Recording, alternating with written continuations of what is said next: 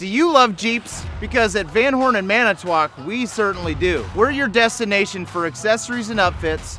We have the knowledge, the know-how, the staff, and the inventory to make the Jeep of your dreams come true. Come see us here at Van Horn and Manitowoc, but first, let me show you what I'm talking about.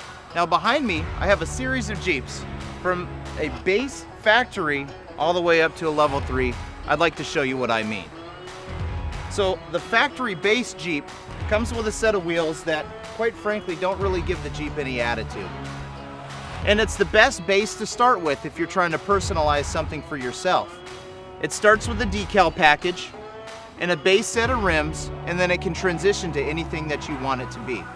This is what we would call our base Jeep. Then, when you come on over to our level 1, we haven't really done much different. If you look at this set of wheels and tires, it totally changes the perspective of how that Jeep looks. Same decal package, different rim combo, an aggressive tire. This is what we would call a level 1. Just a set of tires and wheels. Sometimes that's all you need. Then, if you come over to a level 2, sometimes the tires and wheels are just not enough.